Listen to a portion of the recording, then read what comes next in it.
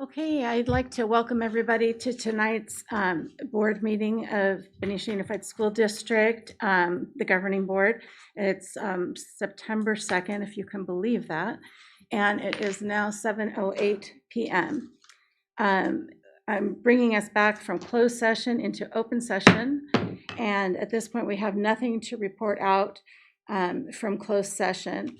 I just wanted to share a reminder with everybody that anybody that's in attendance in-house has to have their masks on, completely covering their nose and their mouth at all times, because this is something that is not just a Benicia, all of Benicia when you're indoors, but also a state mandate that we're kind of dealing with right now. So we're going to request that you keep your masks on above your nose and covering your mouth at all times. Thank you for that. So the next item on the agenda is going to be, the meeting is recorded for live streaming and archiving on the district YouTube channel for your convenience. So welcome to everybody out there streaming us live. We're going to move on to the Pledge of Allegiance. And at this time, I'm going to have you all stand.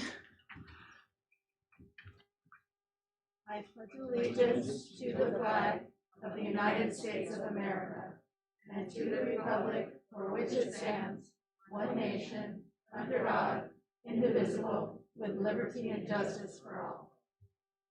Thank you. You can be seated. Item number 7, approval of the agenda. Do I have a motion for approving the agenda as written? I'll make a motion that we approve the agenda as written. Thank you. Do I have a second? Thank you. Hearing no negatives there, we're moving on to the next.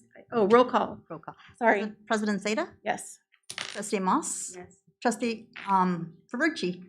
Yes. And Trustee Greaves? Yes. Thank you. Thank you.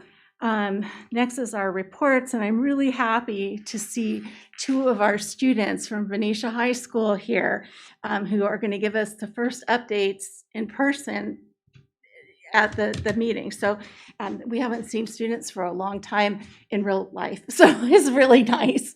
I will, let's see, Allie is it Ballinger? Okay. What position do you hold at the high school?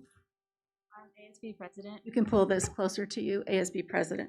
Okay, I'm going to introduce you then, Allie Ballinger, first, if you'd like to share some of the fun stuff going on. I'll go over our old business, and then I'll have Marie go over what is going to happen in the upcoming month. On August 11th, we had a new student orientation where we welcomed a bunch of students into our school, gave them tours, and kind of what every new student needed to know about our campus. As well as that day, we followed it with a back-to-school bash, which allowed students to tour their classes and just kind of get to go back on campus and see what it was like. And the previous week, we had our first Welcome Back Spirit Week. It was the 23rd through the 27th. We had Monday being Pajama Day. Tuesday, we had Picture Day. Wednesday, we had a Western Wednesday. Thursday was Beach Day, and Friday was Blue and Gold. And we had our student section, and it was really cool. Very decorated. Awesome. That sounds like a lot of fun. So I'm glad you guys are back at school on campus, and I'm sure you all missed it. So all the excitement's ahead. So go ahead and share with us. You're Marie Marcus. Yes, I'm Marie Marcus, the ASB Vice President. Thank you for being here. Thank you for having me. Okay, so today we're having what would be our back to school night, but all the videos are online. All the teachers made videos, but tomorrow is our minimum day, which we will also have senior sunrise in the morning. So Oh yeah. for all the seniors that might be watching this at home, be at the high school at the field at 6:20. And then September 10th is the club fair, where all the clubs are going to try to get more signups and really get the student body involved in clubs. And then September 14th, we have our blood drive. So we are currently taking signups for that right now. That's wonderful. Yeah, students getting up to be at school at what, 6:20 tomorrow? Oh boy. Oh, wish you guys all luck. I won't be there, but have a really good time. Thanks for both being here. I really appreciate it. It's nice to meet you. And you're welcome to leave. Always after your reports, we say it's okay to leave if you would like. If you want to stay, you can. But in case you have homework and other stuff that you want to do, you can scoot out. Okay, thanks. Okay, next I am going to introduce Dr. Young for the superintendent's report. Nice Mhm. job, ladies. Thanks again. Thanks. So good evening, board, team, and folks that have joined us tonight. Just a few comments from your superintendent. So we're finishing the third week of school, and continuing to live in this different environment with COVID. But I believe strongly, and I've watched it happen, that we continue to respond and to adapt and to support one another and the kids and staff and parents. And hopefully communicate clearly around all of this as we move forward and try really hard to keep our kids safe and in school. We continue to enhance and adapt our practices. A few of them include, we've added a weekly testing availability for students and staff. We're very happy to be able to do that. We added a COVID dashboard, so folks can have an opportunity. It's on the website. I sent out a communication to the public on that to get a sense of what those numbers are looking like. Another thing that's interesting to note, we modified the lunch. It's kind of a detailed point, but I think it's an important one at the elementary school, just to sort of lessen the amount of groups that kids are out moving in any period during the day. So we group K1, 2, 3, 4, 5, and we flip their playtime and their eating time. Why do I say that? Just as a modification and adaptation that we're engaged in to keep making sure that we're providing a safe environment for everybody. Another thing that we did is I want to thank Mr. Romero and his department facilities where we purchased, I think they bought every single picnic table at the hardware stores in the greater area for the elementary schools, because we bought them and brought them in and painted them, and we have them outside so the kids are able to sit under these tents outside. So it's just, more air blowing around for the kids. So we're happy to have done that. And we've had an opportunity, I have certainly, and the staff, visit school sites, and it's great seeing kids back in school. It's great seeing teachers teaching, and it feels like, obviously school's in session, and kids are listening to staff, and they're wearing their masks, and they're doing the things that they need to do. So I just wanted to point that out, that it feels in many, many ways very good, like we're getting, some degree of normalcy back for all of us. One of the things that we're noticing in our work with our own cases and the data, and it reflects that data nationally, I believe, is that it doesn't appear that COVID is spreading in our schools, that the cases that are coming up are individuals are getting it outside of school. So that's something that we'll continue to monitor. Want to give a big thank you to all staff in the district. Man, I am so proud of everybody that works in this district. And I guess every superintendent would say that, and I don't mean to sound glib, but I mean it sincerely. I mean, it's so dedicated to our students and really getting after it and being present to them. So thank you to all staff, genuinely. And thank you to all of our families for participating with us as we come together. We have to keep thinking about that as one big Benicia community on behalf of our kids, right? Because that's the only reason we're here as a school district, to serve our students. So thank you. As a reminder, by October 15th, as per the I guess it's through the governor's office, that all staff that work in public education will need to be vaccinated and show proof of that, or be tested. I think it's once a week. So we'll be monitoring that and give you guys an update as we go forward. Last thing I'd like to point out is I want to thank First 5 Solano. This is a wonderful group that supports students from 0 to 5 years old around literacy, and they gave us these beautiful books, a nice little collection. I think it's for TK in kindergarten, every TK and kindergarten student in the district. And First 5 is wonderful. If you don't know about them, if you get a chance to Google them, just to focus on literacy, it's wonderful. And obviously we have that goal in the district that we haven't lost sight of, which is all kids are reading at or above grade level, at least by the 3rd grade. So we're very thankful for that. And that's it. Looking forward to tonight's agenda. So thank you all. Thanks, Dr. Young. You're welcome. That's going to move us into board reports, and I'm going to start that one off. I haven't shared this at any meeting, but I want to let you all know that there was an attempt to recall 2 board members, myself and Mark Maselli, and Unfortunately, it only got 177 votes or 179 signatures out of the necessary near 4,000, and it did not pass. So it can't go forward to the to that. And so I just am pleased to tell everybody that we're still here and we're still going to do the job that we've been doing. And that's it. Secondly, I was going to tell you, Dr. Beatson, not tell you, share with you that I am just so amazed and proud of how much work you are putting in contacting with the contact tracing and Terry Dean as well, but the contact tracing, letting parents know when there's been a case. You've been really good about that, and I so appreciate it because we're getting notified as well. And while it's unfortunate that we have these things pop up, we're hoping that by doing what we're doing and how we're doing it, that we're giving everybody an opportunity to handle it the best way they can for their own families. So I want to thank you. Yeah, it is a team, everybody. So next, do you have nothing? Do you have anything to share? Okay, well, that's easy then. I We're gonna do, move if you have a forward. moment. Oh, Diane, I forgot you I'm were there. sorry, and we'll see if this works. If not, I'll just stay quiet. I just wanted to take the opportunity to thank everybody for the amazing work on our sites. I had the privilege of walking the schools on the first day of school. To see staff there excited and happy to be there, and especially to see our children laughing and filling the hallways. It was an amazing feeling to see our schools, which have sat empty for so long, to be brimming with children this time. It was really a wonderful, wonderful day, and I really appreciated being able to share on behalf of the board. So thank you. Thank you, Diane. Yeah, I'm hoping to set up time next week to go with you, Dr. Young. All right, next item on the agenda is, let me see, comments from members of the public.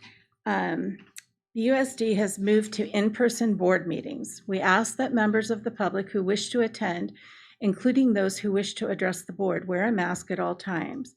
For those who do not wish to attend the meeting but would like to submit a public comment, we have opened the public comment voicemail line again. Comments can be submitted between 5 o'clock and 7 o'clock p.m. by calling 707-748-2787. One comment per person per item is limited to 3 minutes per person on the day of the meeting. Those in person are asked to fill out a speaker card available at the back table, noting the item they wish to speak to. Please submit speaker cards to the board secretary. Then the board president will call open session public comments not on the agenda during the public comment item. The comments for items on the agenda will be called during the specific item. Comments are limited to no more than 3 minutes per speaker, or the board may limit the total time to 20 minutes per item. By law, no action may be taken on any item raised during the public comment periods, and matters that may be referred to staff for placement on a future agenda of the governing board. Please be reminded to keep your comments respectful, as students may be watching the board meeting. Thank you. So I have 2 public comments. Are we going to do the recorded ones first, or are we going to do the in-person ones first? Okay, we can do that. So the first person I'm going to call up is Kenneth Bowman. Hi. Oh, hi. I know who you are. So I'm Kenneth Bowman. Just want to make a comment.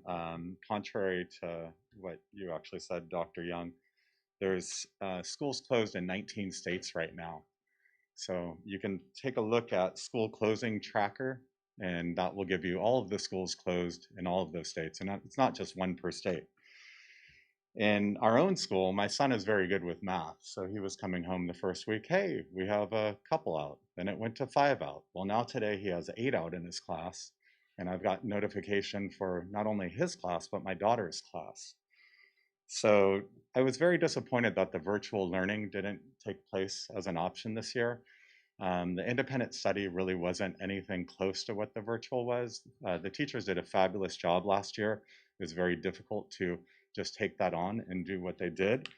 And I was very pleased with what they did, and I wish it was an option this year. I actually am high risk for catching COVID, and it wouldn't be good for my health, for some health issues that I have.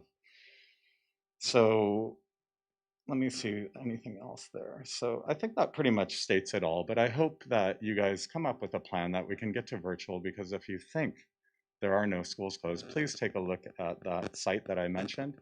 And they are, and even in California, in Antelope, the school district is closed because of cases in their district as well. I think it's very critical. Our kids like mine can't get a vaccine right now.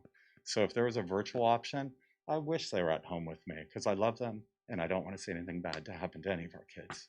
So thank you. Thank you so much. Our next person is Heather Graves.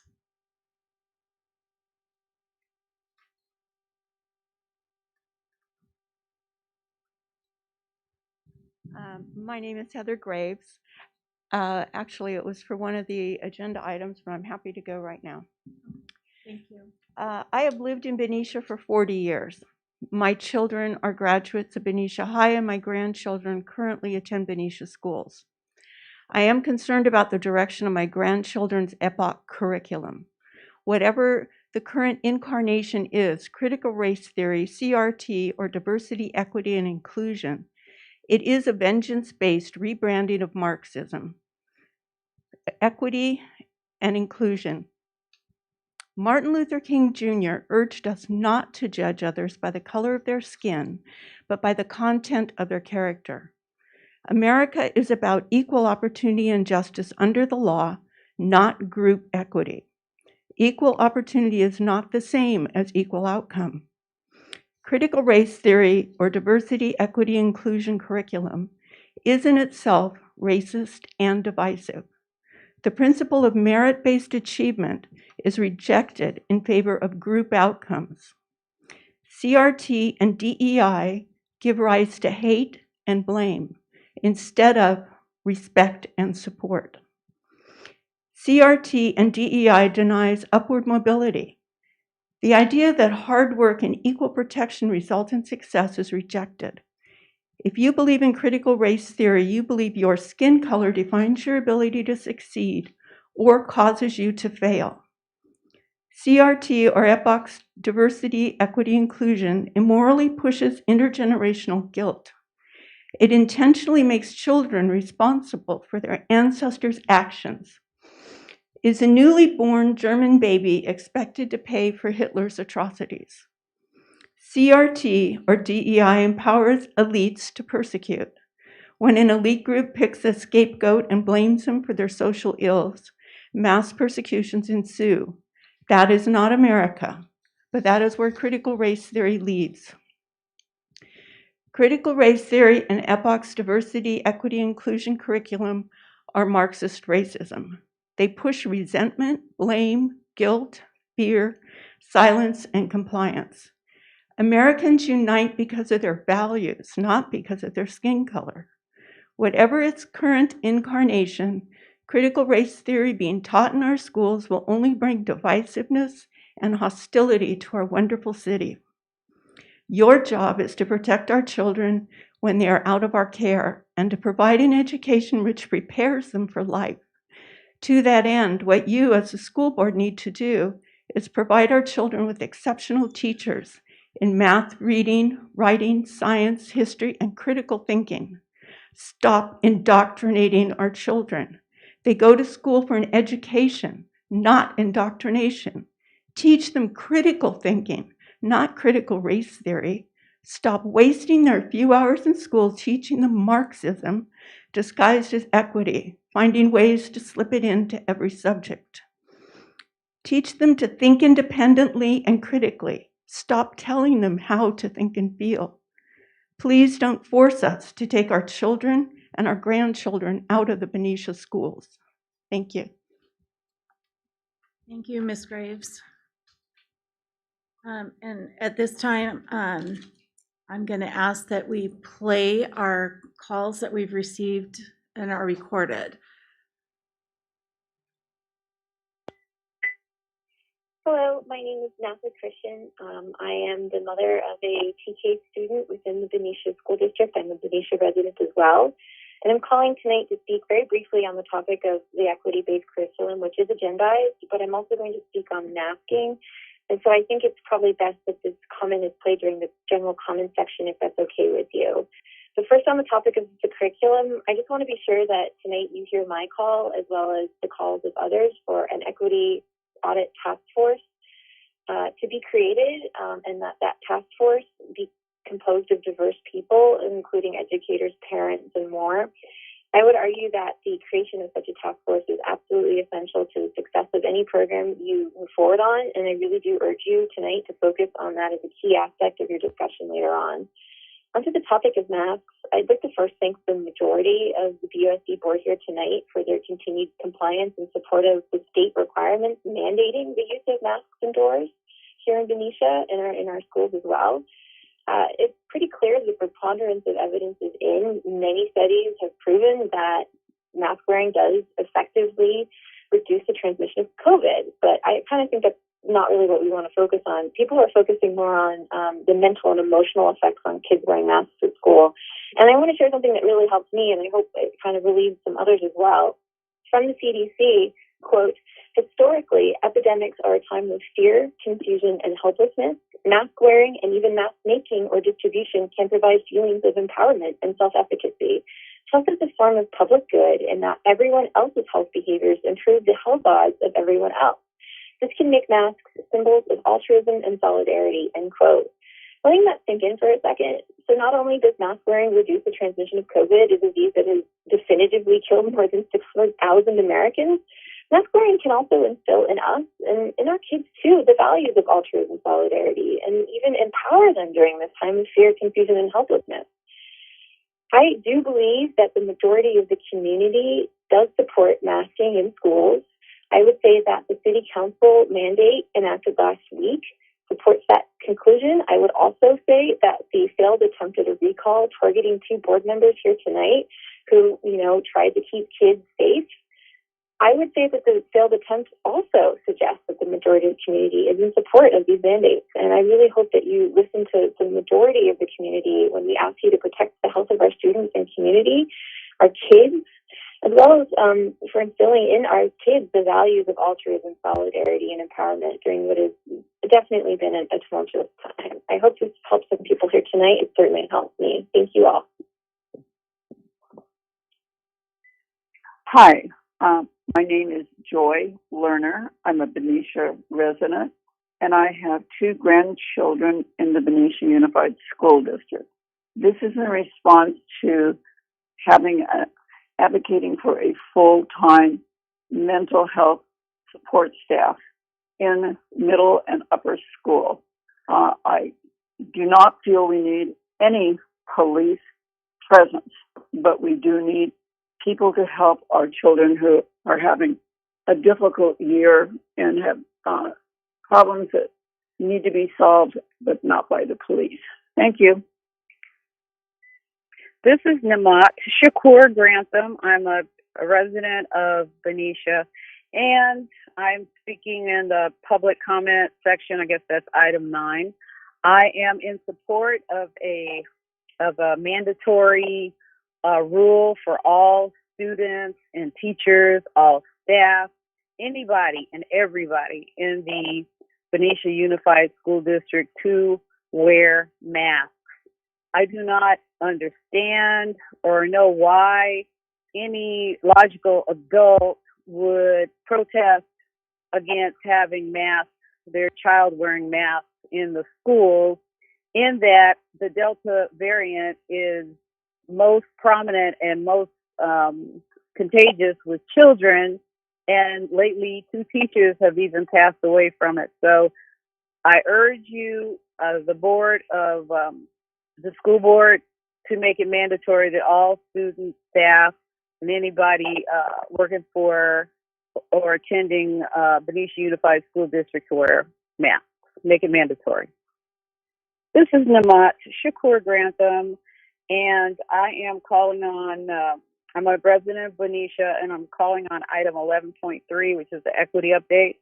I strongly urge the school board to allow for and make it mandatory that the true history, not CRT, but the true history is taught to all students of Benicia Unified School District from K through 12, that the true history of people of color is taught, and that, if white history is good enough to be taught in the school district for children of color and they didn't fall apart and get all damaged by it, then the true history of people of color it's good enough for white students and all students to learn about without them being damaged. Thank you. Hi, my name is Andrew Miller, and I'm the parent of 2 students in the Benicia Unified School District. I'm sorry I couldn't be there with you in person tonight, but one of my kids has the COVID, and I'm stuck on the quarantine with her, helping her out. But anyway, I was glad to hear at the last meeting that no one who spoke or called in is in favor of critical race theory being taught in our schools. But I think that it may be necessary for me to clarify what I mean by critical race theory. When I mention CRT, I am not referring to what students were taught in law school in response to the idea that the United States had become a colorblind society where racial inequality and discrimination was no longer in effect. I'm talking about what it has morphed into currently. I'm talking about diversity, equity, and inclusion, anti-racism training, culturally responsive teaching, and a host of other names that it goes by now. I believe that you are blind to the fact that you are creating more problems than you are solving with these socialist, Marxist views towards teaching, and I would implore you again to end your relationship with EPUC, Nicole Anderson Consulting, and any other DEI group and turn your focus to treating all of the kids as individual human beings, regardless of their race or any other immutable characteristics, and focus on teaching them math, science, English, and history. Thank you for your time. My name is Jesse Mueller, and I'm a resident of Benicia. I'm interested in following up on important priorities for equity in our school district, including a curriculum that is historically accurate and full of diverse perspectives, the racial gap between educators and students in BUSD, and providing required staff anti-racist training. It is important that the board is accountable by providing equity updates and pursuing a truly representative equity audit task force. However, the current situation with regards to COVID in our schools requires that to be my main focus tonight. My 2 children were home for almost all of last year and are now able to attend school, which is a blessing beyond words. We send our kids to school so they can experience their incredible teachers in person and interact with their peers to engage socially. Since school started, some of my children's friends have contracted COVID. My children are concerned for their friends and curious about how masks keep them safe and when they might be able to get a vaccine to protect themselves. They wear masks all day at school, and it doesn't even faze them because they get it. They understand that this is the price we pay in order to participate in the group activities that are so important, and that is a small price indeed. I'm now hearing that we have a local movement against mask mandates, and it boggles my mind and makes me angry. Wearing a mask is such a small effort to keep others safe, and making not wearing one into an issue of freedom is an act of selfish ignorance. Are you concerned about someone not being able to see your smile? Then go out of your way to say a kind word from behind your mask, but don't try to endanger my children at school to satisfy your misguided notions of liberty. My children are at school right now because of the heroic efforts of our educators working tirelessly in an insane situation and environment.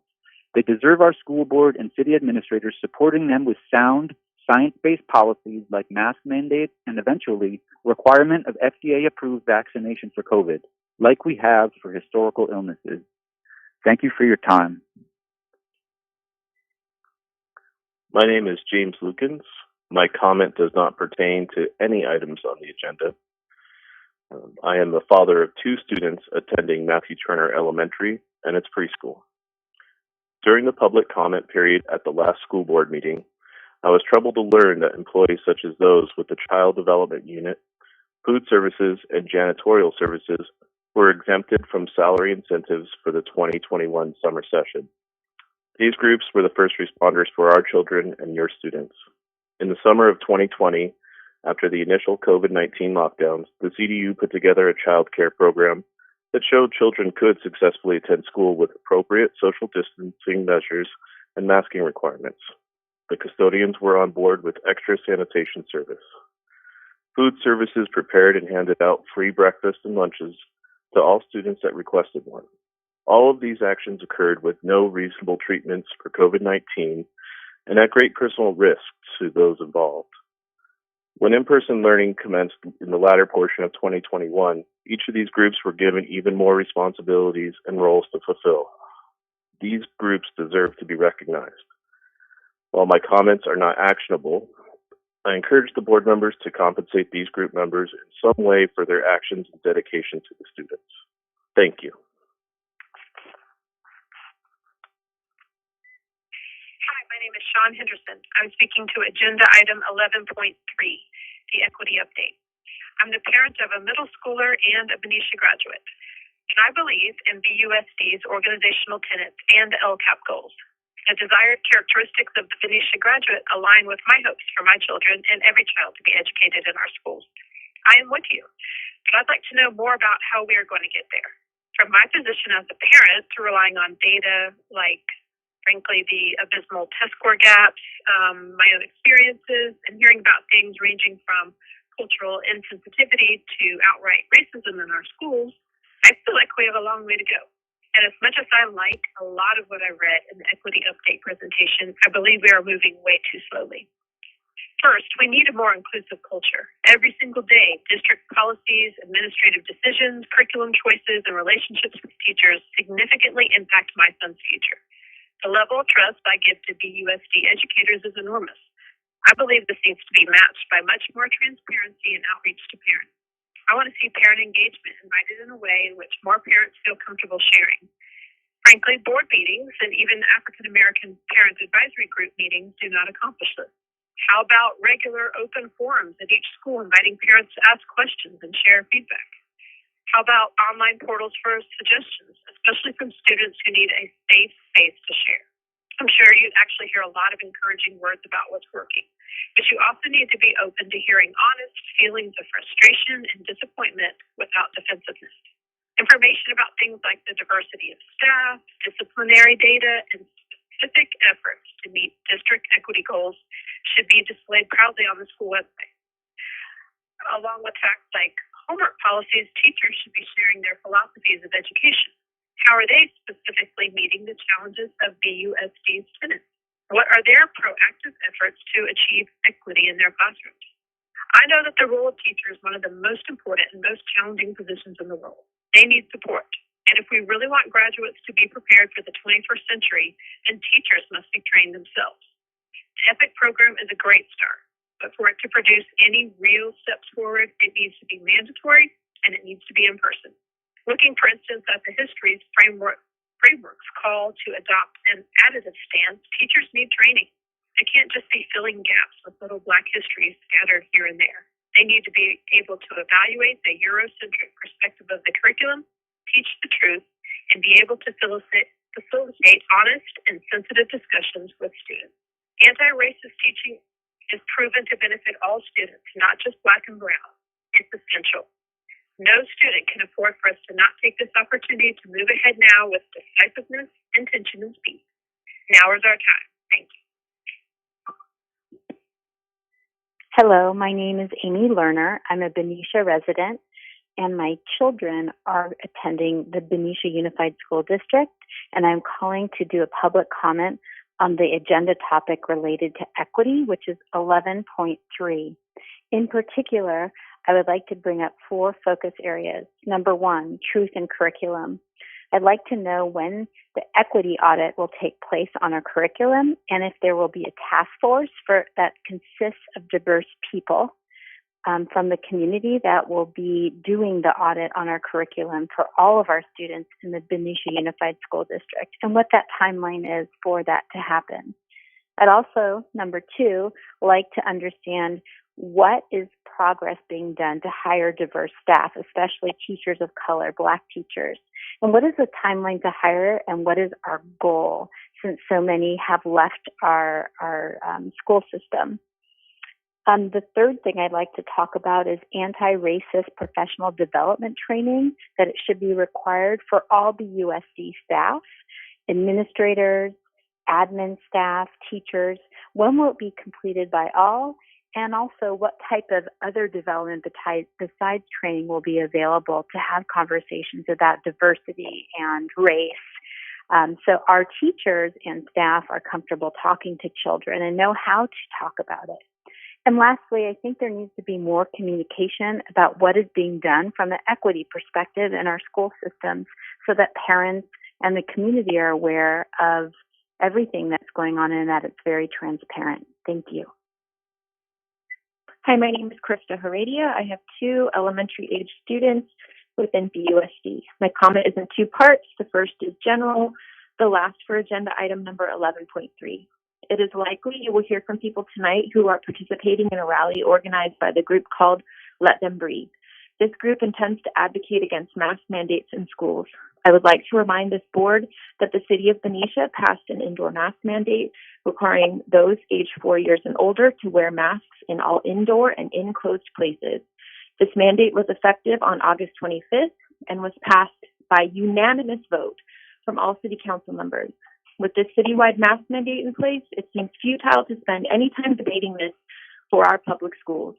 I voice my support of this board upholding the city's mask mandate for all BUSD locations.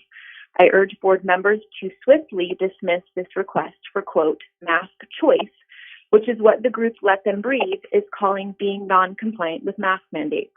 I won't waste any of our time citing the many credible medical and scientific sources that have proven the effectiveness of mask wearing in reducing the spread of COVID-19. It is also very easy to find on our own factual scientific reports proving that wearing a mask does not raise carbon dioxide levels in the air we breathe and therefore should not be considered unhealthy. I understand that there are very rare instances when a student or staff member may have a professionally diagnosed medical or mental health condition that make mask wearing more difficult, but there are already exemptions and procedures in place for these very rare instances. We as a school community can make the choice today not to engage in this ridiculous attempt to politicize mask wearing. Let's shut this down quickly and move on. In closing on this matter, I would like to say to the families who are opposed to their children wearing masks in schools, I encourage you to school your children at home or find a private or charter school that does not require mask wearing. Our public schools will continue to follow the scientific guidance of the CDC and should remain in compliance with our city mask mandate. Next, regarding agenda item 11.3, the equity update. Your presentation reports on some recruitment and hiring strategies you've implemented regarding gaining more diversity among staff. Do you have any successes to report or anything you've learned about existing hiring and retention practices that were limiting diversity of our current staff population? Next, in regard to professional development, there are a number of EPIC facilitated learning days and online modules mentioned in your presentation. It is unclear, though, whether or not these are required of all staff or if they are optional. I would like to know that they are required, and if not required, what barriers are keeping this from being a requirement for all staff? Next, in regard to accountability, your presentation mentions the district-wide equity team. Does this team encompass participation from stakeholders? If not, I will continue to request an equity audit task force be created and should be composed of diverse educators, caregivers, and students to ensure that our curriculum is culturally accurate and reflective of the truth through their life lenses and life experiences. I would also like to know the timeline for recruitment of members for this equity team. Lastly, when is the next time our school community will be kept abreast of this work towards more equitable? Hi, my name is Nancy Rothstein. I'm a Benicia resident and a parent of a junior at Benicia High School. I'm calling with regards to item 11.3, the equity update. As you continue your important work around equity, I want you to know that serious progress around equity is a top priority for us as a family, and as such, I support the following: historically accurate and representative curriculum, racial diversity among BUSD teachers and staff, anti-racist professional development resources and training for all staff, full-time mental health support staff at each school, and support and accommodations for children who have experienced learning loss. On another note, but on one that is related to equity, as COVID has disproportionately affected Black and Brown communities, I want to passionately, vehemently, and desperately ask you to continue the mask mandate in schools to keep our children and our households as safe as possible. Thank you for your hard work on these crucial issues. That's the end of the recordings. And so I guess that's the end of our public comment. So thank you for sharing with us the information that you just shared, and because we do really appreciate it. Next up is going to be item, let's see, consent calendar, item 10. All matters listed under the consent calendar are considered by the board to be routine and be approved by the board in one motion. There will be no discussion on these items unless members of the board, staff, or public request specific items to be pulled and discussed. Can I get a roll call to accept the consent calendar or consent agenda as written? We need motions first, and I also want to let you know that we lost Trustee Ferrucci. We're trying to get her to come back in, so we're going to be taking this vote without her. Without her. So you said, what did you call? Oh, can I get a motion to accept the consent calendar as written? Also move. Do I have a second? I'll second it. Thank you. There are a couple of resolutions listed on here that we need to pull out and do a separate roll call vote on. The first one is item number 10.3, consideration and approval of resolution number 21-20-07. It's the declaration that I don't even need to go into that. So we need to do a separate roll call vote on that. So we'll do the first roll call for the consent. For all of it. Oh, my apologies. Yeah, Okay. that's okay. So we'll do President Seda. Yes, thank you. Trustee Moss. And Trustee Grubbs. Okay. Now we can pull out, correct? Yes, now we're going to go to the resolution. 21. It's not a public hearing, it's just a roll call vote. And Okay, great. It's for item 10.3. 10.3, resolution number 21-20-07. Can I get a roll call vote, or can I get a motion? We don't need a motion. We don't need to. Can I get a roll call vote, please? Yes, President Seda. Yes. Trustee Moss. Yes. And Trustee Grubbs. Yes.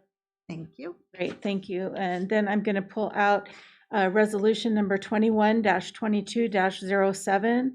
We need to do a separate roll call vote for that.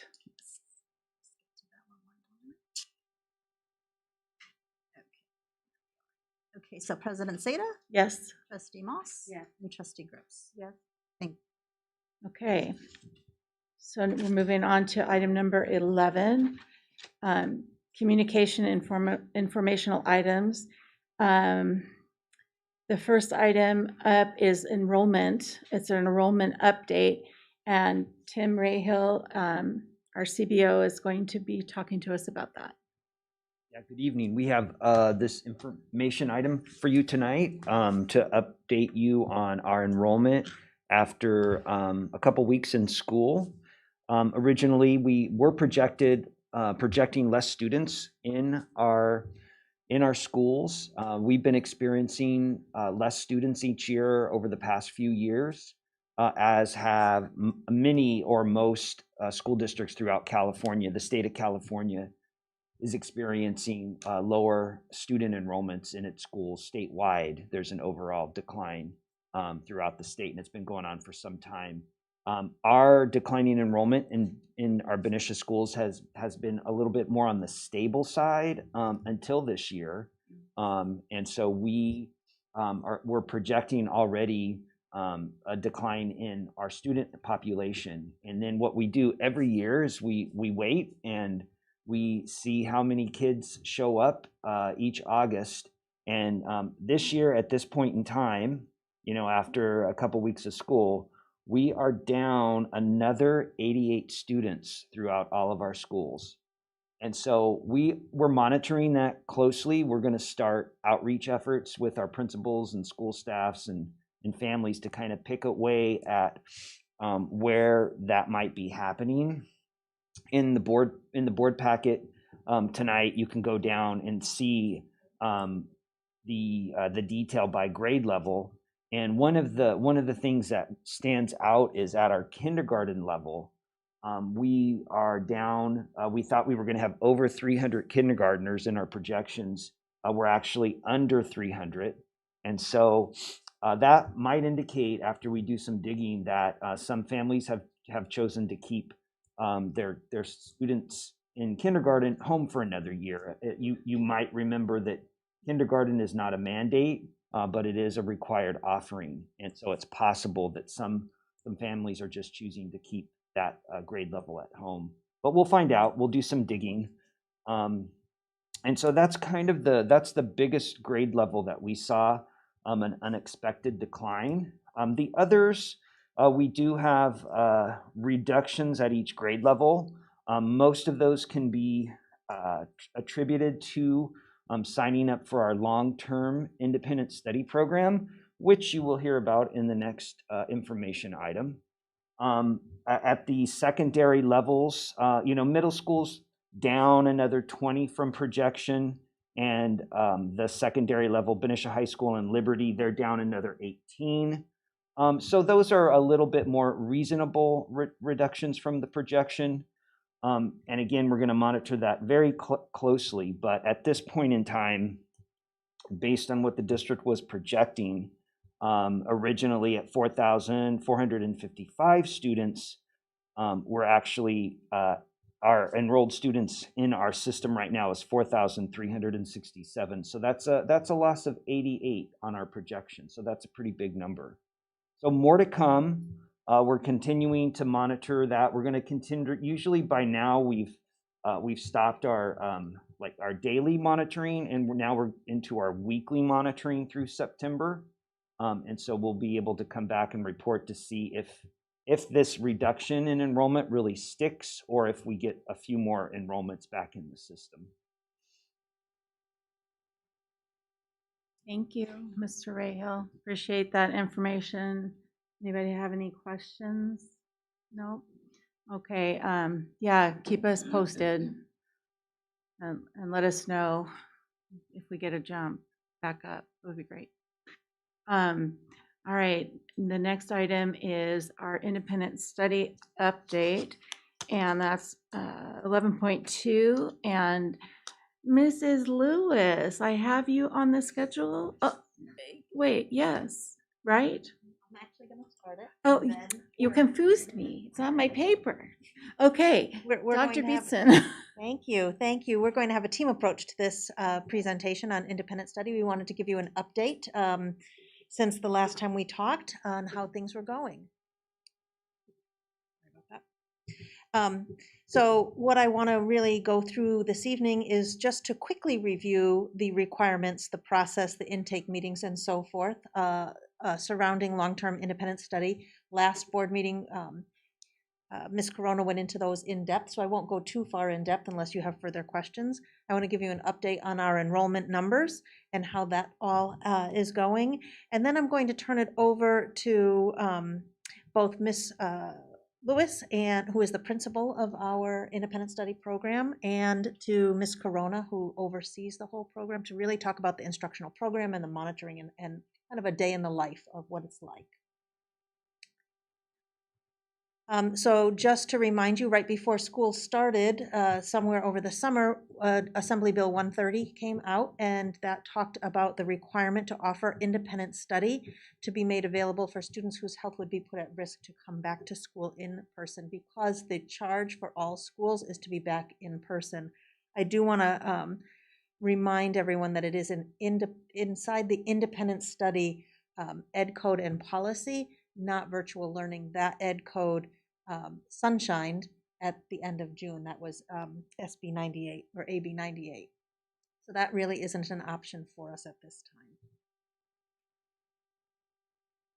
time. So just a quick reminder of the requirements, the next couple of slides. We had some options, which we did not do as a district, which was to contract with a county office to send our students to a different district. We could have done some interdistrict transfers or apply for a waiver. We didn't do any of those. Instead, we put together an independent study program. With that, we were required to notify parents and guardians. They could request conferences and information, give them the information on how to enroll and disenroll. talk about what the learning plan would look like. At our last board meeting, you updated the board policy on independent study. That was also a requirement. And then another piece is to have a plan to transition students back into the in-person learning program within 5 days of that request. Additionally, there were, for the long-term independent study, which is 15 or more days in a school year, there were some synchronous and asynchronous requirements. So students in kindergarten through 3rd grade needed to get daily synchronous instruction with a teacher. 4th through 8th get weekly synchronous instruction, but they also have some daily check-ins. And then 9 through 12 have weekly synchronous instruction, because again, remember, this is in the independent study policy. We also have to have written agreements and contracts with family. We document in instruction daily what is happening in the classroom so that we can prove that we are instructing students. And then we have to also have evidence of student engagement.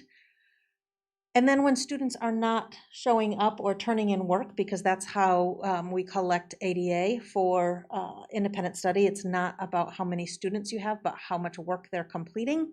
When students are not attending either to their setup meetings or turning in work, there is a whole plan to do re-engagement, and that might include actually returning them to the school in-person learning.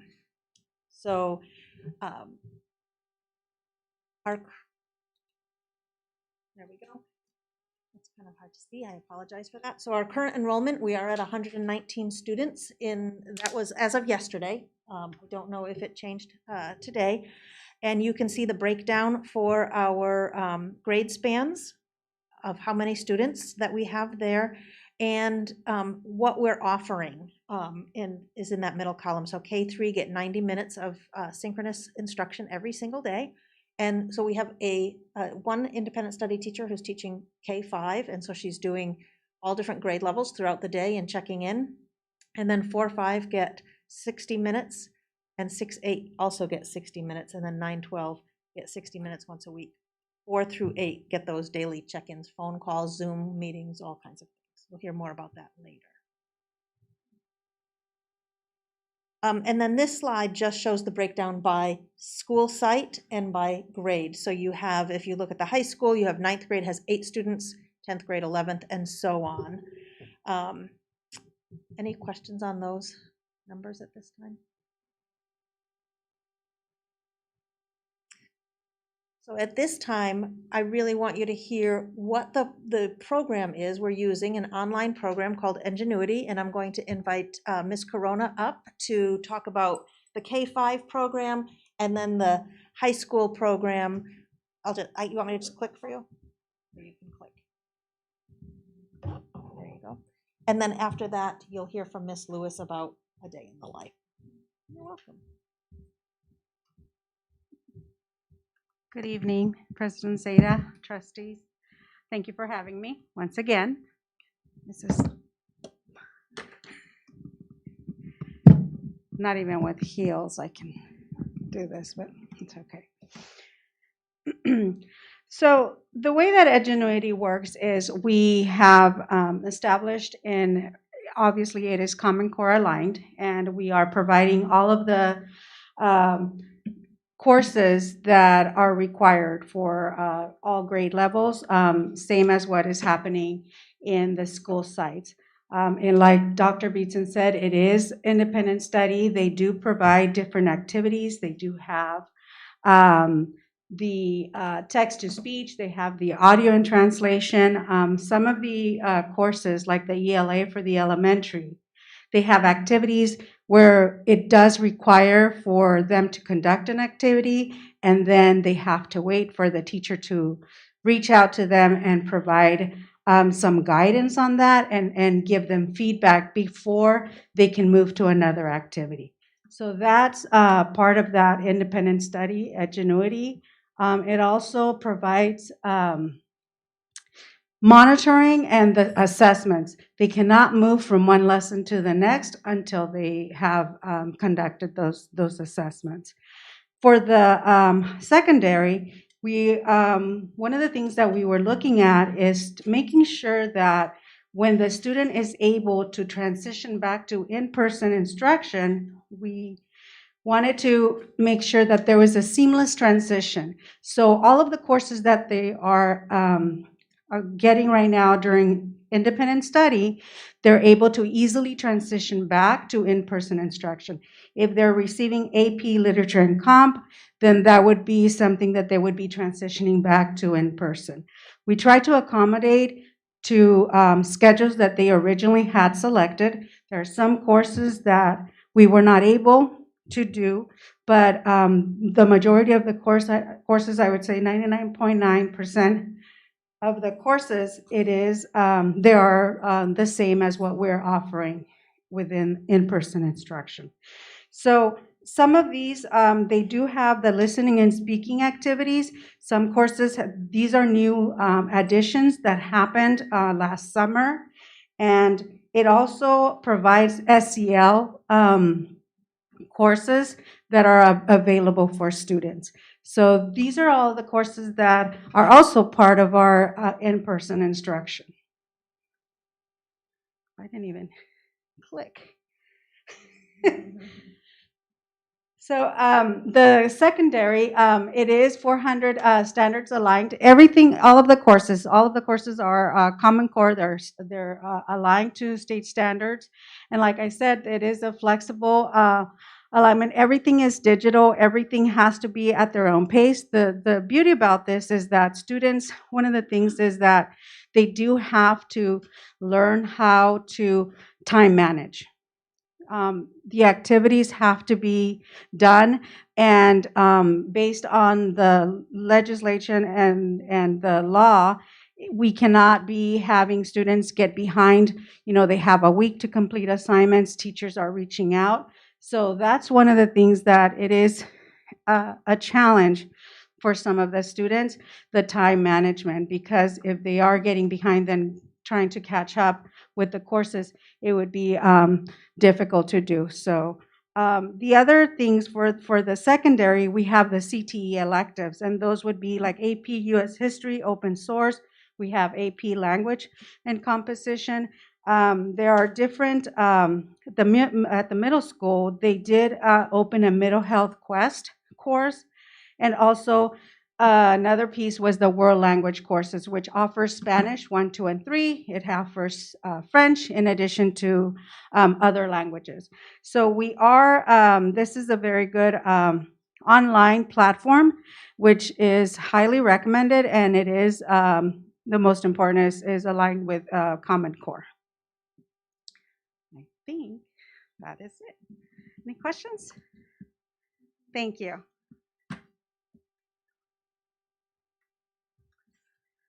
Good evening, President Zeta, fellow trustees, Superintendent, and Dr. Young.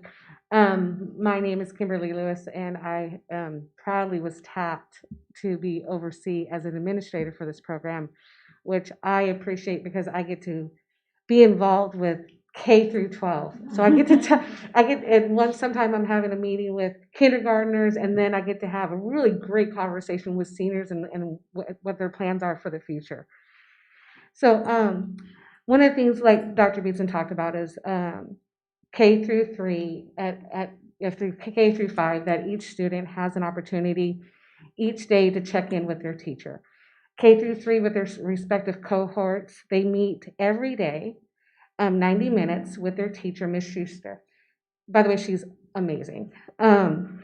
These times, Ms. Schuster, based on monitoring student achievement and student progress, will pinpoint certain standards that some of the kids may be having a challenge with. And she deconstructs and goes over the lessons with the kids. And watching her in action is, it's phenomenal. The kids are engaged, they're asking questions, even in the online platform, they're asking like, can you go over that math problem again? I wasn't quite sure about the vocabulary. So she has done a really good job about really understanding what our kids need and taking that time to break it down. Even though they can be in different places in Edgenuity, she wants to make sure that the important standards, the target standards, are being addressed. Our 4th and 5th graders meet 60 minutes per week with the daily check-ins. And again, Ms. Schuster uses that time to focus on the targeted lessons. And this is a very talkative group. So it's actually really important that they have that peer community online. So they're talking about their lessons, but they're also talking about, are you going to skateboard today? And all these great things that, you know, the upper elementaries love to talk about. So I think some of the quotes from Ms. Schuster, they're up on the board, up on the screen, but I think one of the ones that I truly like is when it talks about the confidence that the kids are gaining in this platform. So this program is a true partnership, is another thing that sticks out too, is this idea that Ms. Schuster is really dedicated to the families and reaching out to them every day.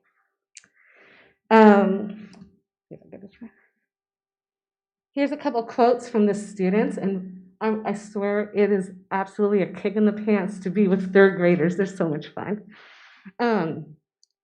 However, one of the third graders we were talking was like, I like how I'm able to ask Ms. Schuster questions. She helps me understand the vocabulary words. So she's taking that time with each of the kids. So I really appreciate that. Oh, and the second grader, you can see the progress of how they're so proud to talk about what they've achieved in 1 week. I want to introduce you to our other independent study teacher. This is Miss Halsey. She is phenomenal as well. She has a strong background in this platform of online learning, and so she's really great at navigating the kids through this during this time for all of her kiddos. I would have to say this is probably one of the most challenging things because she's reaching out to the middle schoolers, especially during middle school when kids have a lot of questions. And so she really does want to make a comment that it's going well for her 6th through 8th graders. She's checking in with them every day. She also, during her time of synchronous learning, is deconstructing lessons, but she also recognizes that she needs to continue to have them explore that peer community, that kids don't feel like an online and then they're separated from fellow peers. So she's really working hard and connecting not only the curriculum, but the social emotional aspects of being kind of feeling maybe isolated in this program. I would say for her, one of the things I want to point out on one of the quotes from what she has said is that kids are showing enthusiasm and a spark for learning in this program. Now, we were talking, now I come from more of a secondary background, so I kind of speak their language a little bit better, but I would have to say one of the coolest things of one of the quotes from the kids, and if you've ever been on a high school campus and have talked to a 9th grader, this is pretty cool. I'm liking it so far when we meet and Miss Halsey, you are a cool teacher. And if you ever heard talk with a 9th grader, that is a huge compliment. So just moving forward, we are talking one-on-one with families. The kids seem to be really excited once they understand how the program works, and we're working with them with the tech issues or just questions they may have. But I think overall, the kids they're starting to settle in, they're starting to understand, and most importantly, they keep asking questions. So, does anybody have any questions for myself? Thank you very much.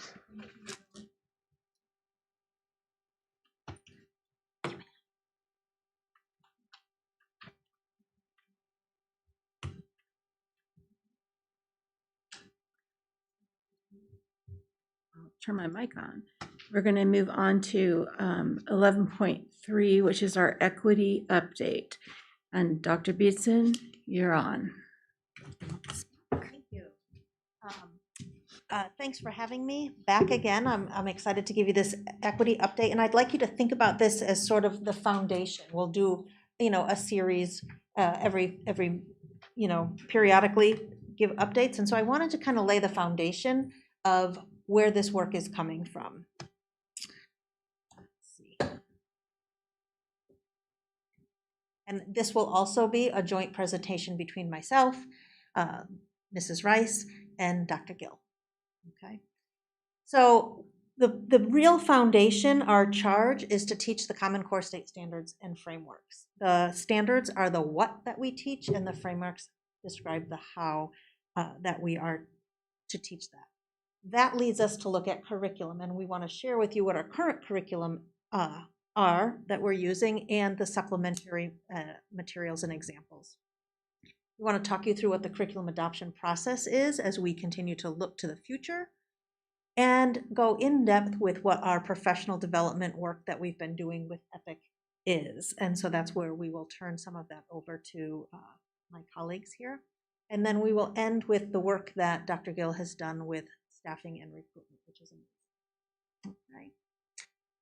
So as everything that we do here in BUSD, we ground it in our vision and beliefs and desired characteristics, and know that this is our driving force. This is who we want to raise, if you will, through our system as Benicia graduates, and these are the tenets that help us attain that.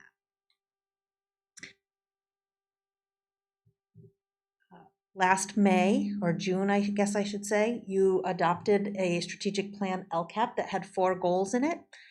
Equity is embedded in each of these 4 goals, but we also have one specifically focused on equity. And so I want to just remind everyone of that all the work that we do starts with the mission and the vision, heads into our LCAP, into our standards, all of that work, if you think about it as sort of a through line. And for equity, it's really about providing opportunities for all students to achieve at their highest levels and get what they need when they need it most. And so I want to take you on a little journey tonight through our Common Core standards and frameworks, because that is the foundation, that is our charge from the state as educators, what we are held accountable to. I focused this evening primarily on English language arts and history. While we can find some of this language across all content, I wanted to give you examples. If you've ever looked at the frameworks and the standards, they are hundreds and hundreds of pages long. So I've just pulled out a few things that help give us direction as we engage in this work. So on the left, and I'm just going to pull out a few phrases that help us know the direction that we need to go. So the ELA standards really charge us with providing a 21st century classroom and workspace that represents diverse experiences and perspectives. We need to have students actively seeking to understand other perspectives and cultures, and they need to be able to evaluate other points of view. Some examples, so that's from the framework, that's the how. Some examples that you can find in our ELA standards. In 5th grade, really looking at relationships and interactions. In 8th grade, calling out this around informational text, looking at 2 or more text to provide conflicting information so that our students can evaluate that information and use critical thinking to make informed decisions. In our writing standards, we need to write arguments to support claims and be able to distinguish the claims from alternate and opposing claims. And so in order to do any of this work, we have to be able to have students look at events, look at situations, look at cultures, look at literature from multiple perspectives. And then a writing standard in grade 11 charges us to develop claims and counterclaims fairly and thoroughly, supplying the most relevant evidence for each, while pointing out the strengths and limitations of both in a manner that anticipates the audience's knowledge level, concerns, values, and possible biases. So we can't do that if we're only looking at one set of curriculum. We have to look at multiple things. We also find this charge in California Ed Code.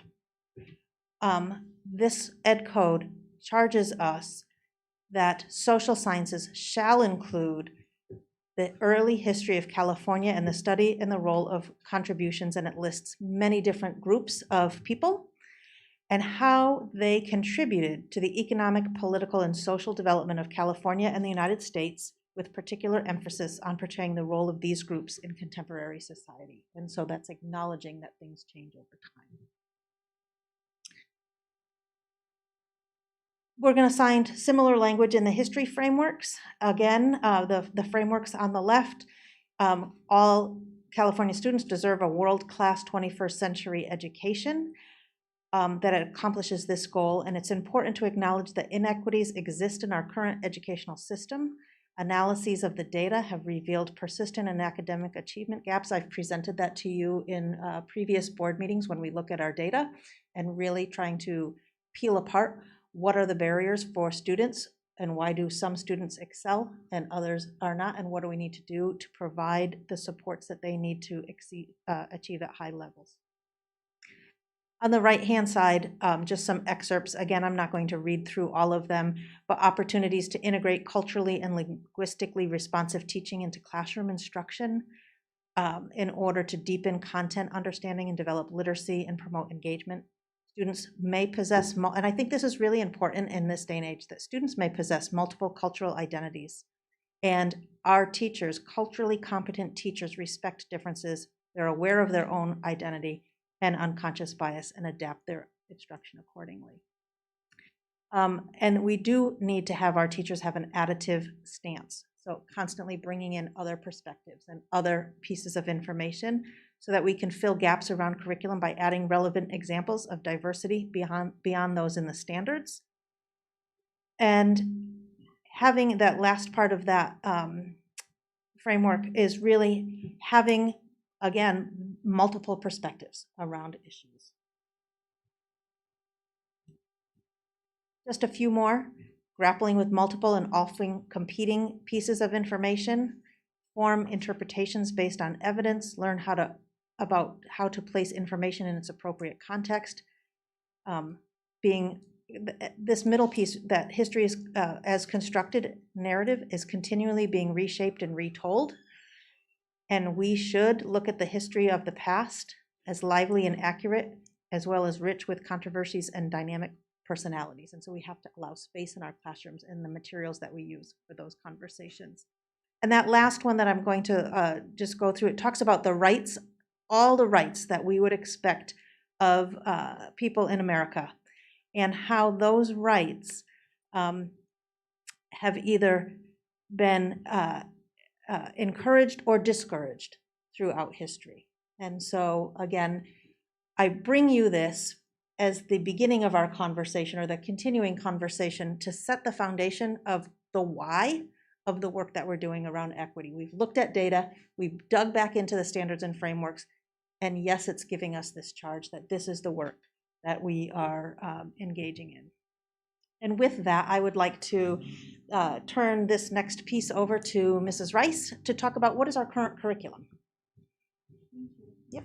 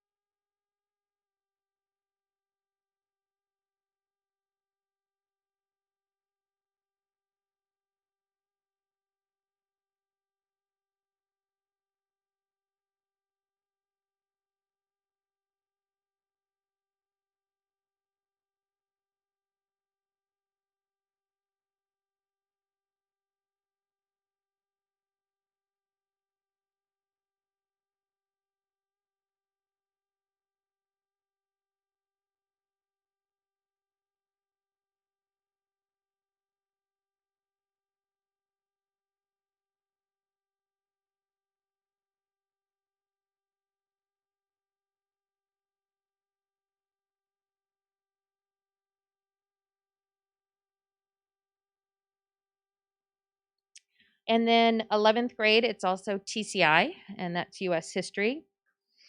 12th grade, TCI, Government Alive, Power, Politics, and You.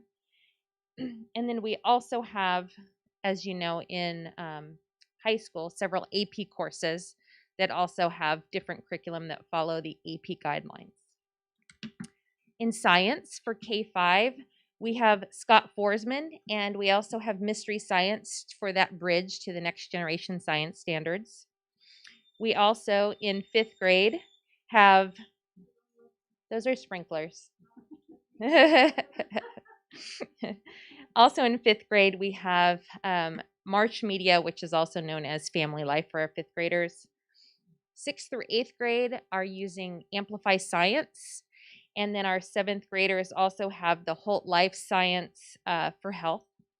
And then our 9th through 10th grade are currently using BUSD teacher-created materials that also were vetted with representatives from the NGSS. Actually, it was someone that was part of the NGSS writing team that we had worked with when we were developing the transition over to next-gen science standards, and they're still using their teacher-created materials, as well as vetting other materials currently. And then our 10th graders are also, our 10th grade teachers, are also piloting the 3 R's, rights, respect, and responsibility for sexual health.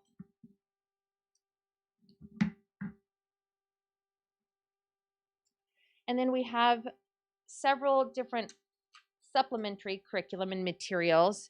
These are just a few, but as Dr. Beatson pointed out, in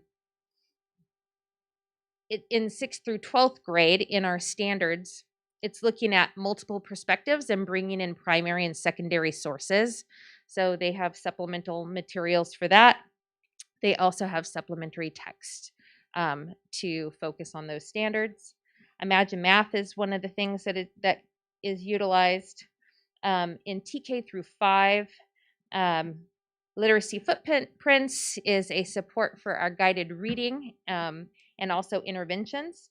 We have Scholastic News, Handwriting Without Tears, many supplemental supports to support the other pieces of the standards. And then we have Second Step currently in our K-8 for our social emotional learning. And then there's a variety of online curriculum that we use to also accelerate student learning, pinpoint where some of the needs are, and support teachers and how they're going to support the students, and to advance and stretch the learning. I've shared with you prior our curriculum adoption process, but I just wanted to revisit that tonight with you. When we adopt curriculum, we create a team. For secondary, it's been departments participating. Some classes are taught by one teacher. A singleton, we have one teacher teaching that course. They work alongside myself in educational services and with their department. And then in elementary, because we have 4 different sites, we get representation across the sites to bring to the table to look at the curriculum. And then we present the different curriculums. We do what we would call a gallery walk, or really dig into what the different curriculums offer. We look at different ratings in different areas, and then we narrow down our scope to 2 to 3 curriculums typically to pilot. Then we pilot the materials. We go through a rigorous process of completing our pilot review form, which entails standard alignment, program overviews, assessment, universal access, and inclusivity. And each member fills it out. We come together and we discuss, and if we need a deeper dive, we decide there. Then when we come to agreement, we make it visible to the public, to the board, and then make a recommendation to the board, as you've experienced before.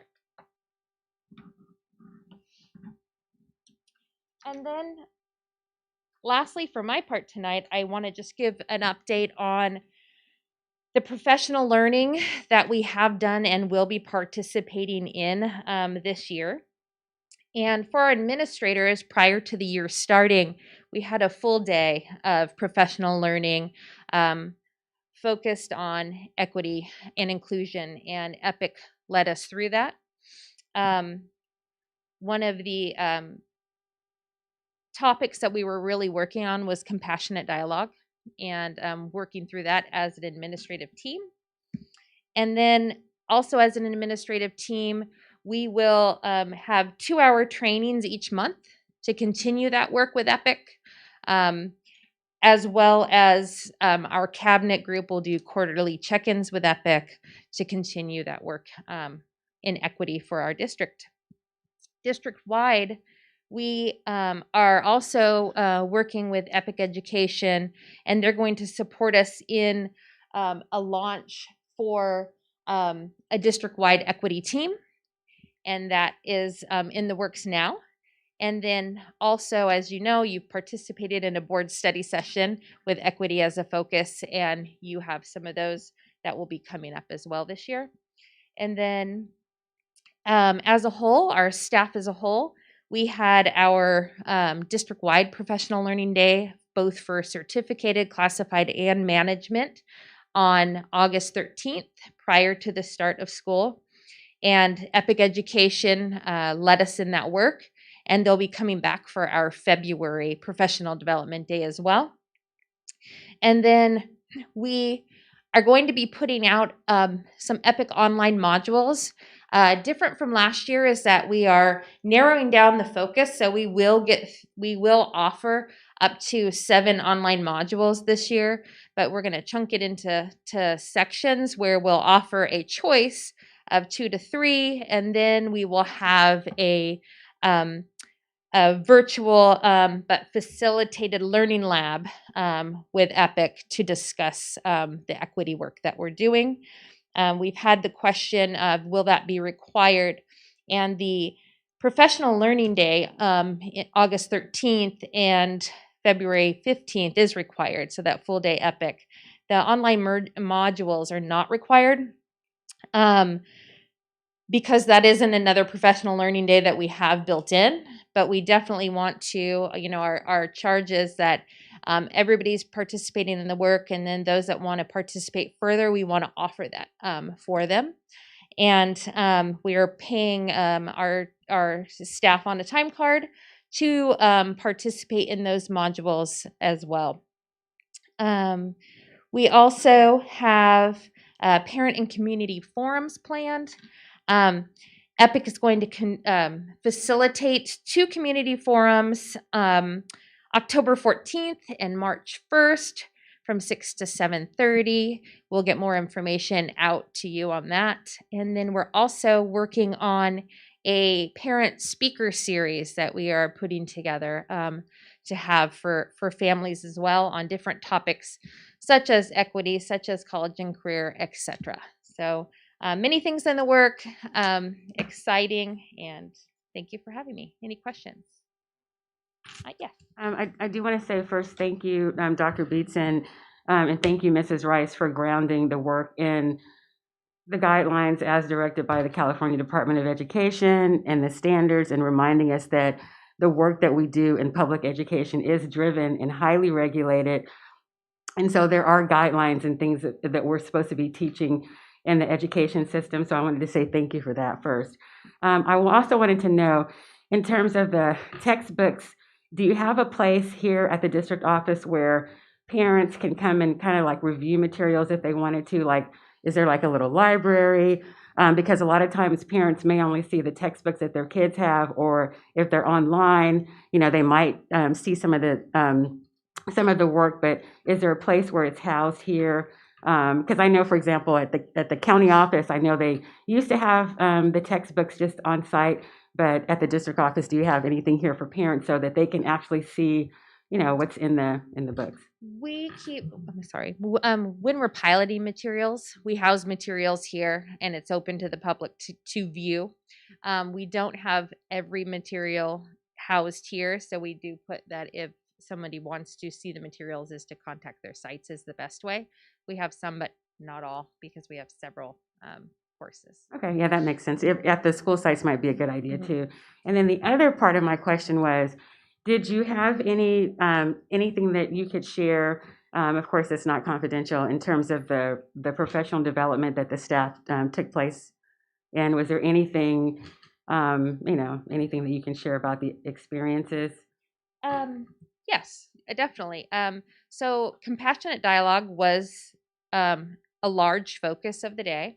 Our staff members, mixed administrators, certificated and classified, participated also across grade spans together.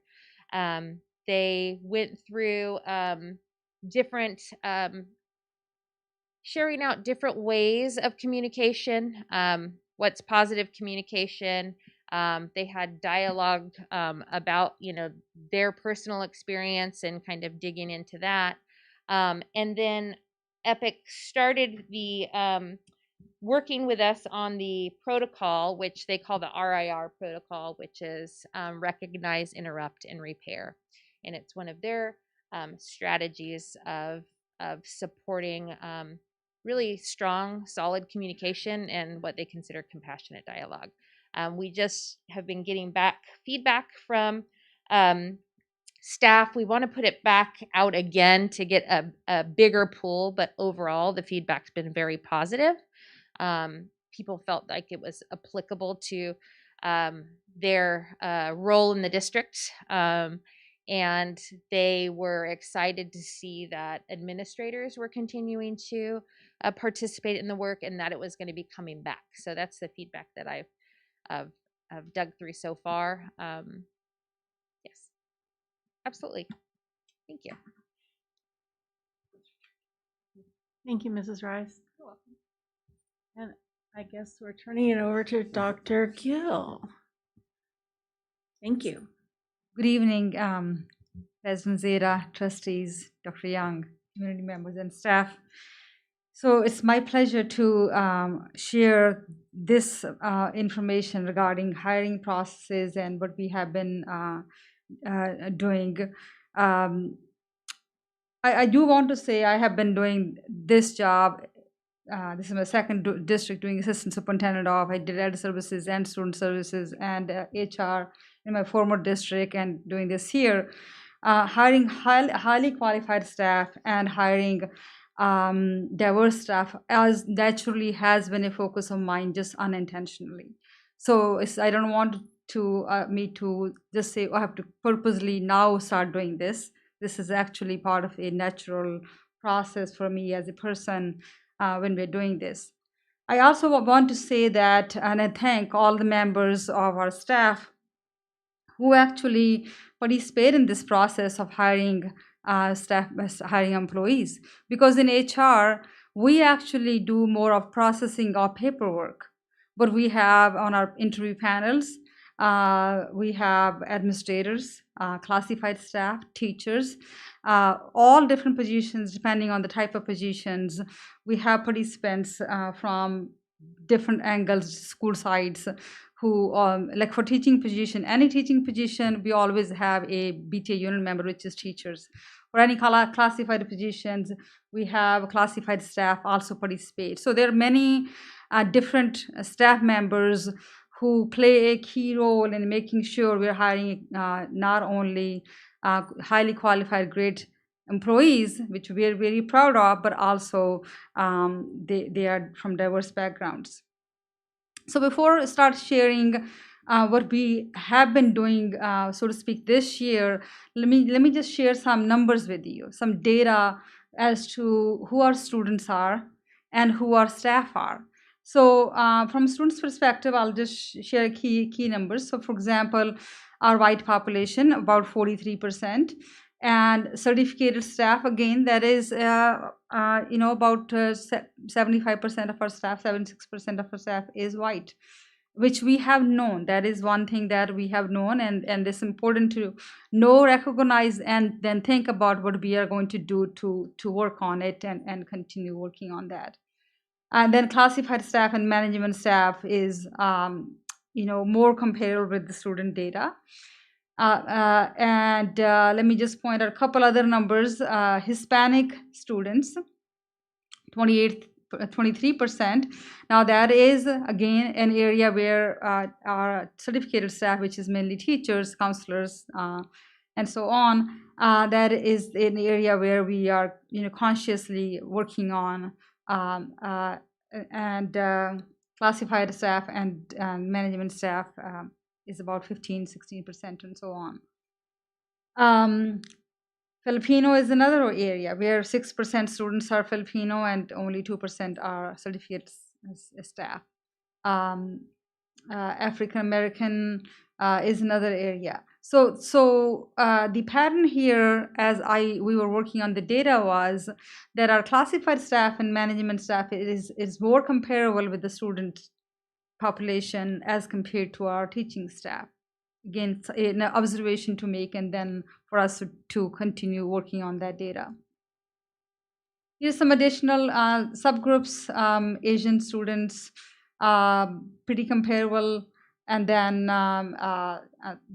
very small population of others ethnicities, but those numbers we also want to recognize and point out. So since January, specifically, we have done some intentional work on making sure that we're hiring. Actually, let me step back. It's not about only hiring; it's also recruiting and making sure people are applying, because that's where it starts. The work starts. So we have been working with about 26 historically Black universities, more in the East Coast and so on. And I'll share more. This is just a summary of what we have been doing. Universities within California, about 30 of them and so on, that actually have diverse population in their special education program.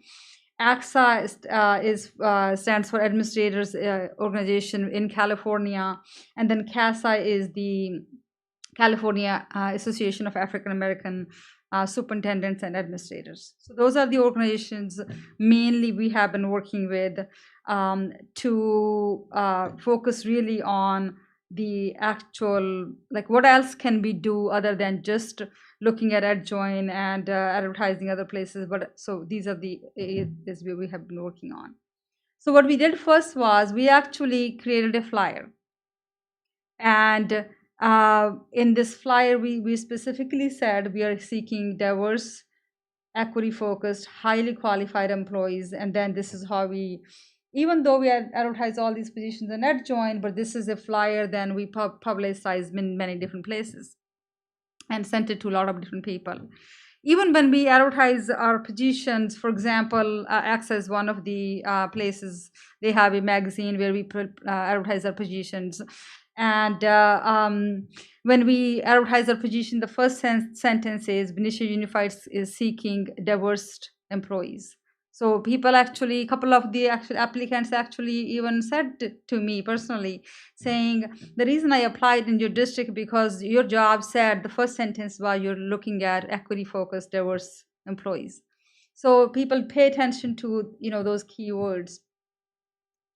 And then, so this flyer, this is just some of the platforms where we actually posted way back in February, March type of window, is on our website, Facebook, Twitter, Instagram, LinkedIn, CASA, website. Actually sent it to CASA, and they posted on theirs and sent it to many different universities.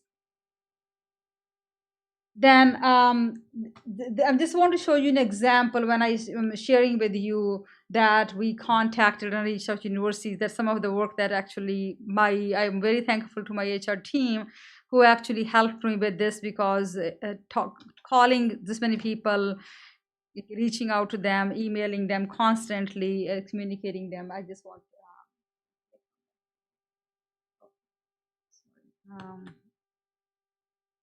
sorry about that. Yeah, now I'm going to show you the actual page.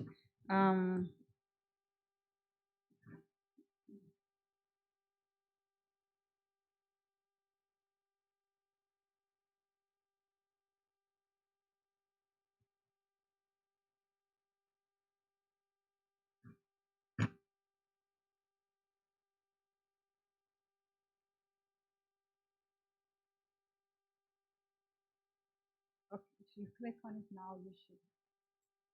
Okay, so this is the actual Google sheet that we work through.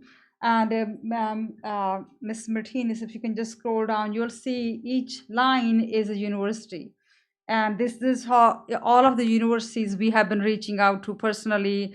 I have been personally talking to people. My teammates in HR departments have been talking to people. So what we are talking to them about is several different things.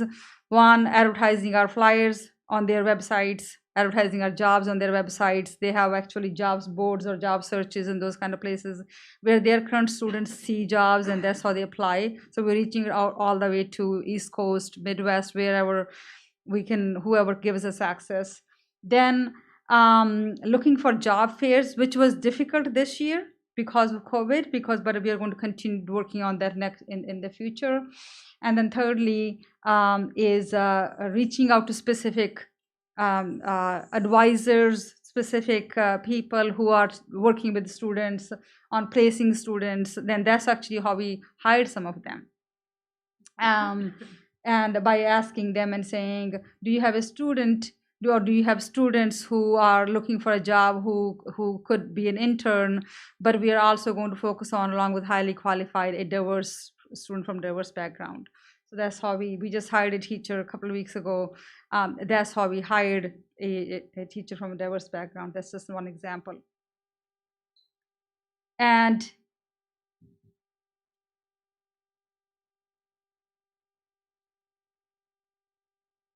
so the other communications and conversations we have been having is just parents. I am very thankful to all the parents personally who actually have been reaching out through either the board meetings, through making statements in the board meeting, through their comments, or when we attended meetings through the African American parent group. It was very clear, very specific. They were asking for us to continue working on. And I want to say that's where originally the idea came to my mind, because somebody actually said it in that group and saying, school district, how about if you guys reach out to historical Black universities and other diverse universities? And so I want to thank the parents for that idea for during that meeting. So that's how we started the whole process. We also have been reaching out to our union leaders and staff. In fact, I sent this flyer to the staff. Many staff members actually responded. Some saying, great idea, you guys are doing great, thank you for doing this. A couple of the staff members also said, could we also make sure we work on retaining the diverse staff members, not only hiring, but also retaining. And then some of them actually then said, I have sent it to my, my niece or my friend, or so the people sent the flyers to other people, and some even shared some names and so on. And then finally having conversations with administrators that when they are screening applications, doing interviews, what to look for, what to see, and keeping hiring diverse employees in our minds is the key, very important. So so these were mainly what we have done with the universities and what we have done internally with our staff and within Benicia and so on. So then we told ourselves, is that enough? And the answer was no. So what we then reached out to was specific organizations who actually work with other organizations on hiring, advertised positions, and so on. One of the organizations we worked on is, again, I want to thank Dr. Moss for pointing out this person's name to me, Mr. Mack. He's the equity, director of equity services in AXA.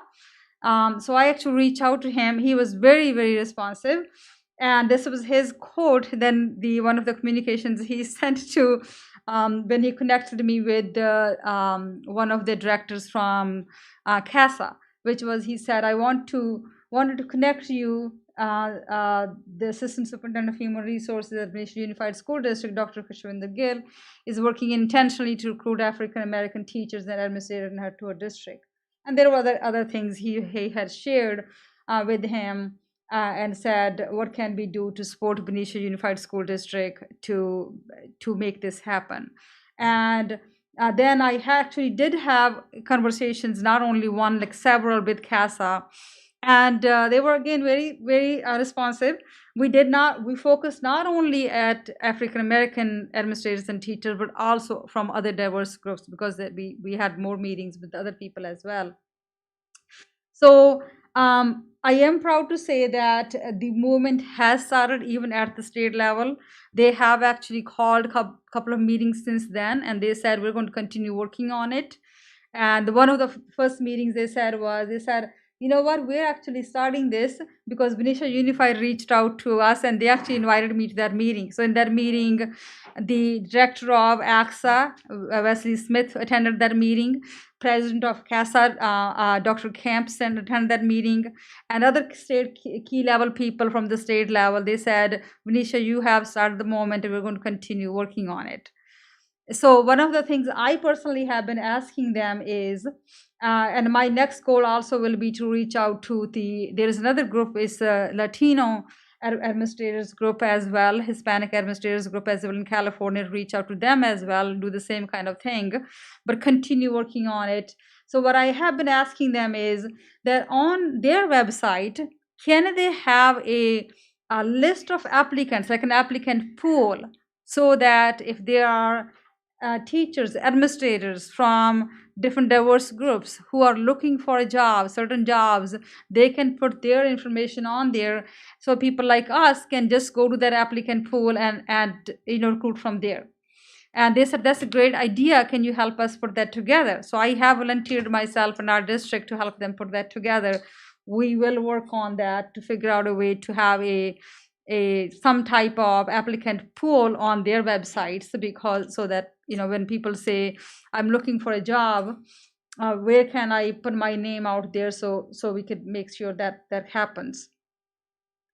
And again, this was when I talked with Dr. Kemp he's the president of CASA, and then he actually it was introducing me to somebody else from CASA at that moment, because who is working on this type of stuff in CASA.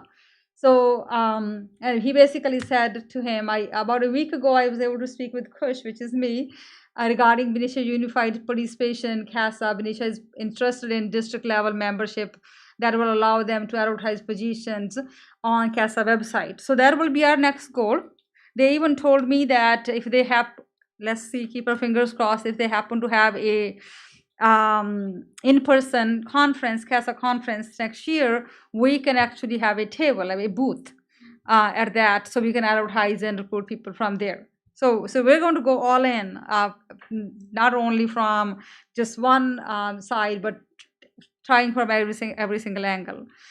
So some of the next steps are, this is actually on the right hand side, you're seeing one of the meetings that happened in June, the agenda for the meetings, and where basically they're saying now at the state level what intentionally can be done to figure out a way to recruit. And I even asked them, I said, how can we recruit from outside California?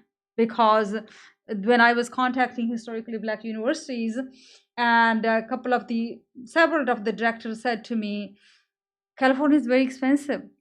I have talked to my students, but they don't want to move, right? So those are the things we heard, that people don't want to move that far, and so on. That we do not have a specific explicit organization. I am working with another organization, it's called Alder University, which actually their focus is to connect students,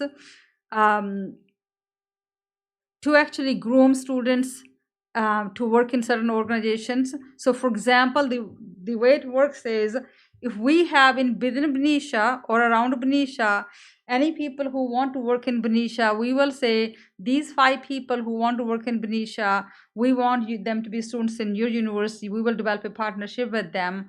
Then they will do their student teaching or internship, and then they will work in Benicia. But our commitment and challenge will be to recruit those 5 people first. They most probably wouldn't be teachers. They could be somebody with a bachelor's degree, somebody like an instructional assistant, or somebody, but they do require them to have a bachelor's degree. But after that, the credentialing program, then we can partner with them and help them go through that process. San Lorenzo Unified actually program has that, so I'm working with Dr. Camp is the superintendent there, so I'm working with that district now to see if we can do something like that in Solano County, that we can have a cohort here through Alder University. So those are just few examples. Again, this is a beginning. We have long ways to go, but we are committed to this work, and we're going to continue working on it. Thank you so much, Dr. Gill and Mrs. Rice and whoever else was talking, Leslie. I'm sorry. Any questions for me? Any questions? Okay. All right, we're before I move out of this area, I have a speaker that would like to speak on this point. Tony Foster. So I'm Tony Foster. I've been living here since 1987. My children went to school through Benicia Unified, start to finish. And I have to tell you that while they were in school, I was very, very proud to be a part of seeing their lack of racism, how the students loved each other in a way that I hadn't really grown up with. I grew up in a military base. We didn't have racial issues, we had rank issues. So what was really lovely is that I watched my children grow up from kindergarten to graduation without any regard for their friend's color at all. Who they loved, who they fought with, didn't matter. And I think that a lot of people have talked about just how terrible of a situation we have today. It's just terrible how we've treated our children. And I disagree. I think we have wonderful children. I think our children are amazingly loving and incredibly inclusive. And I don't know what you're talking about. It's so upsetting to me. I have a question for Dr. Cush, since Dr. Gill, but I like Cush. Do you ask for people's color on their applications? Just wanted to know. I would like the school board, on behalf of all of the people who live in our town, who are thinking about coming to our town, and all of the students here, I'd like for you to define equity for every one of our children, despite their color. And I would like a copy of your curriculum presentation made public. And I'd like to invite everybody who's thinking about putting their children in our school, any school in the state of California, to visit the very, very deep curriculum on the Department of Education's website. And please dig deep, because it's frightening what we are teaching our second graders in history. Thank you. Thank you for your comment. I'm going to move us on to, let's see, item number 12, our non-consent action items. 12.1 is the consideration and approval of the certificated substitute teachers pay during the 2021-2022 school year. Dr. Gill. Thank you. So as many of us or most of us are aware that we do have a teacher shortage this year. Many of our subs who were teachers, many of our subs from previous years actually have been hired either in our district or other districts as teachers. So hiring and recruiting subs also is very challenging right now. And even we're making an effort, but the candidates are just still not out there. And if there are some, then sometimes they don't want to sub and for other reasons and so on. So what we are requesting is to incentivize for recruiting and hiring subs, and also having them actually come and work in our schools, that for 1 year only we increase their pay. We have attached the document with specifics. And for long-term subs and for daily subs as well. And starting July 1, 2022, their pay will go back to what it is right now. We're just asking that we increase it from September 6th until the end of the school year. Thank you. Board, do we have any comments or questions for Yeah. I have a question. So you're talking about increasing the substitute teacher rate for only 1 year? This one. Because it seems that for the last few years, Benicia's rate of pay for substitute teachers, it has been so low that it's so difficult to get substitute teachers to come in. I think it's past time that we raise the substitute teacher rate here in Benicia to be comparable to other school districts around us. I would like to, I did not understand when I read this that it would only be for a year. I would like to see it be permanent. Okay. So did you have anything you wanted to say? I mean, I tend to agree with Ms. Scruggs on it. I mean, I don't know if there's a way we can adapt or change this at all to and bring it back next time to have the pay increase temporarily, but then as a permanent hold, not just for the first or for this calendar year, school calendar year. Is there a way to do that? So staff has made a recommendation for 1 year, but I don't see why you could change that recommendation and recommend it for, as Ms. Grubbs has suggested, for permanent if you wanted to. Okay. No, I say that because, as most of you know, that Benicia has a terrible time. We've had a terrible time getting subs for many years now. And principals are pulled, PE teachers are pulled to go into classrooms. So that's why I'm concerned. I think it's far time that we Can I add this? So that's a very valid point. We thought a lot about that too, and I think it's been a couple years since we raised it because we did. How about this? Let me throw this out as your consideration. How about you approve it for the year, and then we revisit it at the end of the year, because it is a budgetary item that you would have to forecast, going forward, and then thinking about all of the variables with, as Mr. Rahill was saying, enrollment, declining enrollment, etc. So it's a great idea. I think we would agree with you, but bring it back at the end of the year when we're budget planning for next year, and then put it up for a vote for permanent. And then maybe the numbers would even be different. That would be my thought. And I just wanted to confirm too, so if it is approved this evening, it will go into effect immediately, right? So September 6th. Okay. Tuesday. Ms. Scruggs, we can do one of two things. We can either leave it as is and go by what Dr. Young was suggesting, and then revisit it before the end of the school year for upcoming school year, but to go in perpetuity, I guess, if for a longer period of time.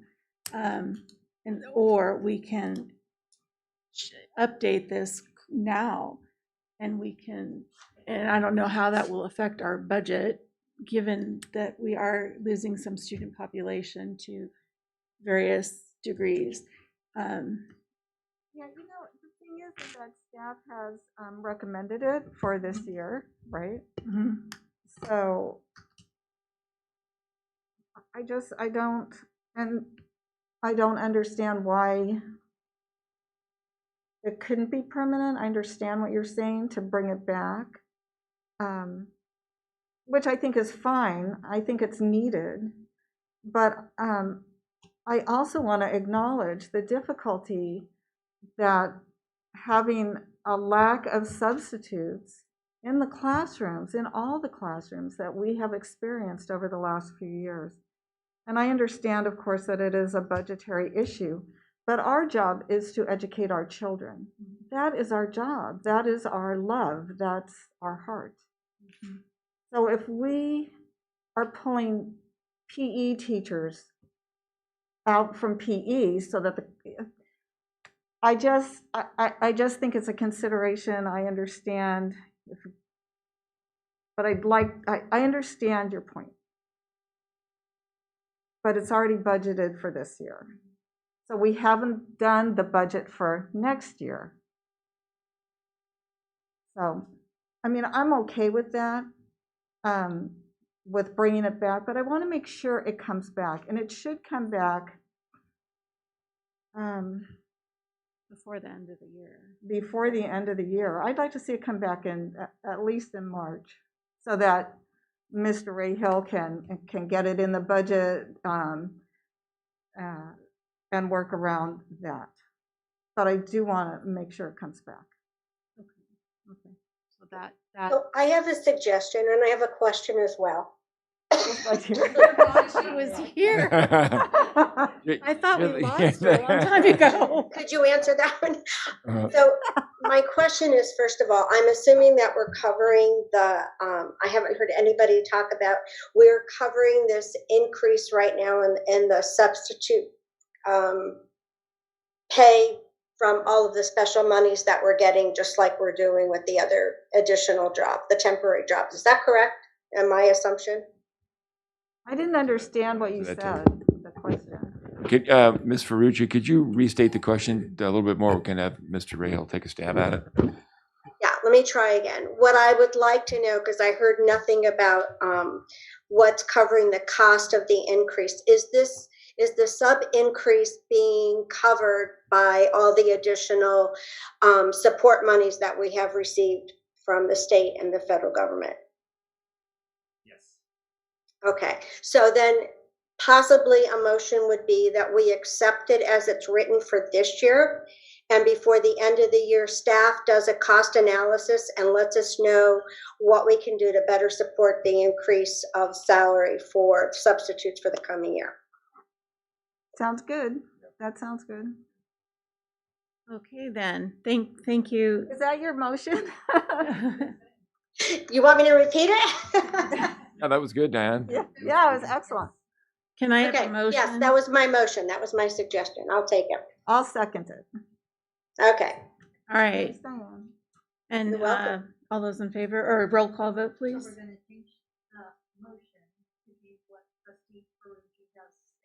Okay, so then the motion will be as follows: that the pay for the substitute teachers will increase this year, and we will revisit it in March of next year to consider making it a permanent,